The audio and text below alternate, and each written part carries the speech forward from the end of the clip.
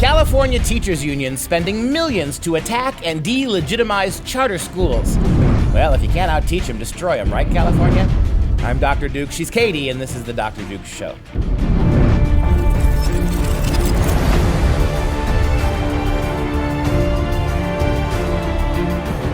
Hello, everyone, and welcome to the Dr. Duke Show, that only program in your daily routine that keeps you educated on the craziness impacting K-12 classrooms and college campuses around the world. Today, we are discussing new Florida mandate that requires schools to provide at least 5 hours of mental health instruction every year to middle and high school students.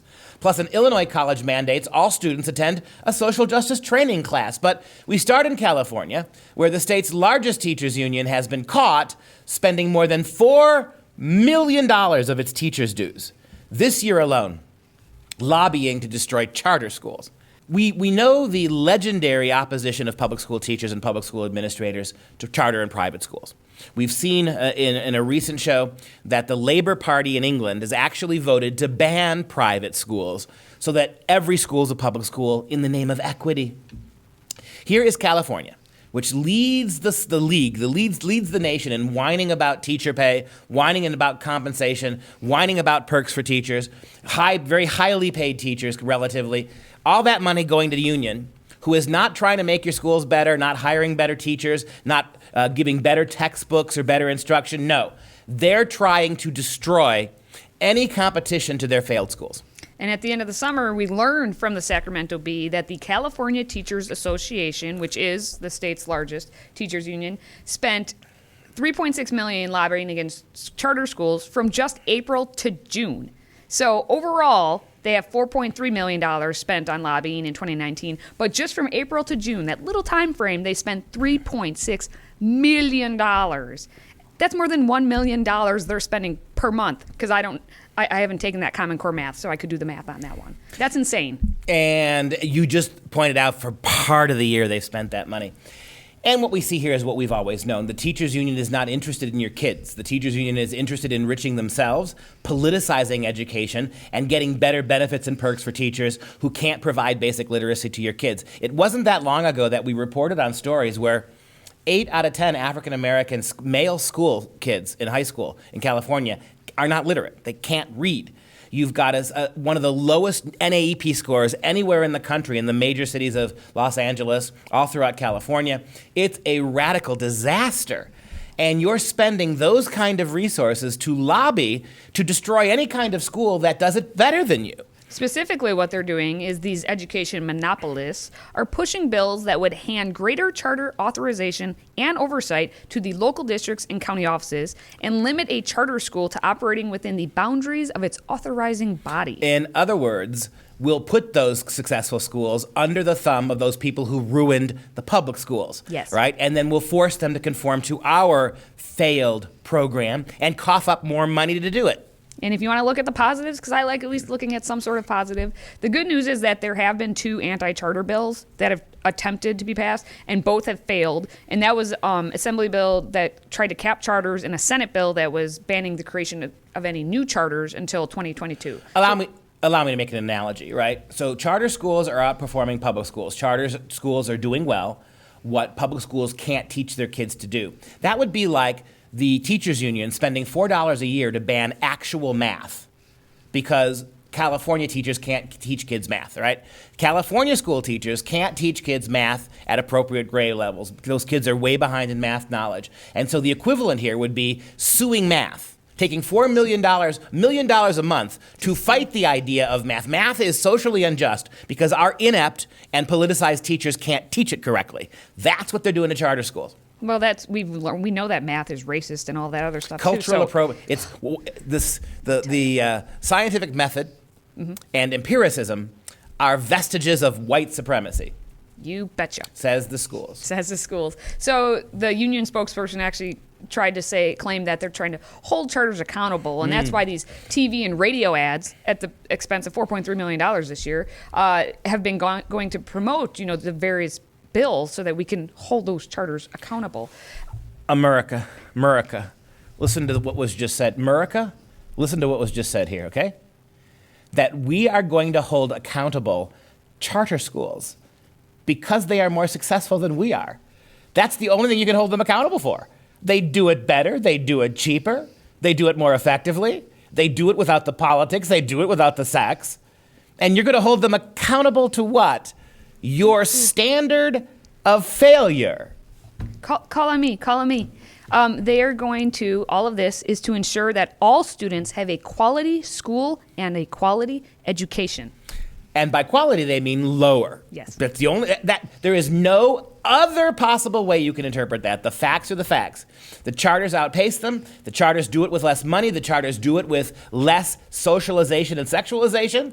And in order to ensure, California Union people say, to order to ensure fairness, everybody else has got to have the stinking pile of flea-bitten poop for an education that the public schools get. And if you don't, millions will be spent to destroy you rather than improve your schools. Precisely. Let's move on then to Florida, where they are going to, starting very, very soon here, at least their hope is very, very soon, require mental health courses beginning in 6th grade. So in all Florida public schools, there now must be at least 5 hours of mental health instruction every year, beginning in grade 6 all the way through grade 12. The Board of Education unanimously approved this back in July as part of the mental health initiative that was spearheaded by Florida First Lady Casey DeSantis. Now, she had said in a statement at the time, Ron, her husband, the governor, Ron and I have traveled the state and have heard from many families who voice concern about the struggles that adversely affect so many of our children. We know that 50% of all mental illness cases begin by age 14. So we are being proactive in our commitment to provide our kids with the necessary tools to see them through their successes and challenges. Providing mental health instruction is another important step forward in supporting our families. With all due respect to a governor who's got Common Core in his sights and wants to do the right thing, would you please stop this? Do you not realize that you may have the best intentions of the world, but this is going to be in the hands of your public school administrators? Do you really trust big state school education degree bureaucrats deciding what is mental health? Do you really think mental health is going to focus on those kids who want to kill themselves and those kids who are bipolar? No, it's not going to focus on those kids. It's going to focus on kids who don't conform to the progressive paradigm. You come from a Christian background. Your parents believe in marriage between a man and a woman. It's a mental health issue. How soon before these Florida kids who are failing classes and those kids who just won't do the work, those kids who aren't challenged and don't work and don't show up? Because, every time you don't pass a kid, every time you don't move a kid forward, you get less money from your district. How soon before they start labeling as mentally ill kids for behavioral problems that have nothing to do with mental illness? Kids who can't cut it to make that makes the teachers look bad, right? If you can't teach a kid to grade and you have to fail him, social promote him, right? Or now you have an out. Label them mentally ill. You have no idea the can of worms you're opening here. The only way this might even be remotely possible is if the whole program were completely driven by people outside of the school system, which you and I know the unions will never let happen. This is a big mistake. Well, and this actually, earlier in the year, the governor's wife had kind of established this Hope for Healing Florida, which is a multi-agency mental health and substance abuse program, and it included the juvenile justice department, the children and families, but it included the Department of Ed. And we know anytime a Department of Ed gets their grubby little hands on anything, it goes to something. This is why the country is in such deep trouble right now, because we have decided that it's the state's job to handle everything. Sex, morality, the political position of the kids, the dentistry, their mental health, every aspect of being a human being as a child now belongs to the state, doesn't belong to the family. And even in situations like this, where you've got a guy who seems to get it, DeSantis, in terms of education, you've got a wife who's peddling these same kind of big government interventionist bromides. Just stay out of it. You ruin everything you touch, and the public schools ruin everything they touch. They don't improve anything. They are a microcosm of big government in general. The bigger and more bloated the federal government becomes and the more dysfunctional it becomes, I don't think there are very many Americans who would argue against that. A very small number. Well, look at the public schools and the national monopoly now. ESSA Act, ladies and gentlemen. Look at the national monopoly of public schools as nothing more than a microcosm of the dysfunction of the federal government. And you want to put them in charge? You want to put some classroom teacher with a 4-year education degree and a 2-week seminar on psychological development of kids in charge of teaching your kids about mental health? How soon before republicanism, conservatism, traditionalism, patriotism, constitutionalism will be labeled mental deficiency in your public schools? Well, that's not any of the isms that we approve of around here. No, it's not. So there is still no implementation date for this program because it basically, they put this out in the summer and then this fall they came back and were like, we have no funding for this. So at the moment, it's an unfunded mandate. So we'll see what actually happens. I wonder if they could borrow the $4 million California spent just ship it over to them. lobbying charter schools. Because sharing is caring. Mm-hmm.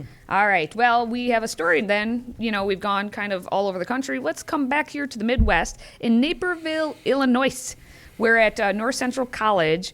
They're mandating all students take a political correctness module so that the school can inform them of their privilege and remind the students that they could be unknowingly offending others. So you're unknowingly offending others. We're going to point it out to you, though. And look what this is. This is a test that already has the answer, right? Yes. You're not testing these kids, you know, right? You're not educating these kids. What you're doing is you are assigning them guilt. Yes. You are not testing and measuring their privilege. No white kid is going to walk in there and walk out with a score of non-privileged. You could be the poorest little barefoot, nose-picking white little waif, right? Little redheaded stepchild. Oh, you said white, though. There you go. That's what you could be. Exactly. You could be that. And you could have nothing. You could be literally eating dirt, right? You could be like Joe Dirt, for that matter. Joe Dirt. And you could have all of Obama's kids and LeBron's kids in your same classroom. There you go. Right? Who all have their individual Rolls-Royce scooters they ride to campus on. And you're coming out of there, white boy, as guilty. Mm-hmm. Right? And no matter how much bling the minority kid may have, he's victimized by you. That's what's so dishonest about this. We're pretending like we're doing this scientifically. We're pretending like this is a consciousness raising. It's a kind of an educational tool. No, it's not. It's a tool for you. These kids are like cattle. Right? You bend the little white kid over, pull his pants down, and put a scarlet bee on it for what? What would be a scarlet bee for? I have no idea. No, I'm not going to say what I was thinking. You put a poker, right? And you brand them privilege. Maybe WP. How about that? WP Ranch, White Privilege Ranch. You slap him on the hindquarters and you send him on his way. That's what you're doing here. You're branding them like animals.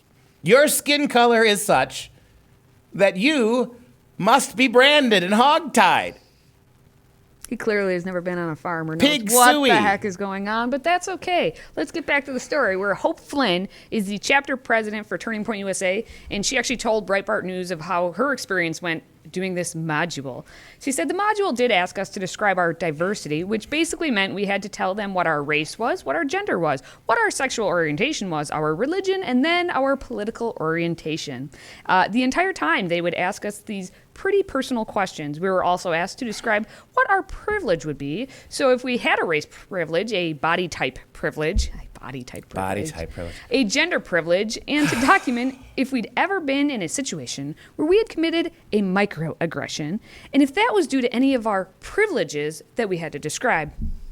Yeah, this is sinning for the luxury of confession is what this is, right? Yep. Again, but there is hope, Mom and Dad, if your kid gets in one of these stupid things. Just, if you're white and boring, just tell him you're gay. Tell him you're transgender. Tell her you're a 80-year-old soulful black woman who sings in an all-black choir trapped in an 18-year-old white man's body. Tell them that, right? You might be able to avoid the hot branding poker. That's all we have for today. Don't forget to share this episode and subscribe to the free audio podcast on iTunes, SoundCloud, and everywhere else. Visit drdukeshow.com. Again, subscribe for free, and then leave us a 5-star review so we can continue to grow the show. Yeah, it's another show in the books. For Freedom Project, I'm Dr. Duke. She's Katie. Until next time, stay educated, my friends.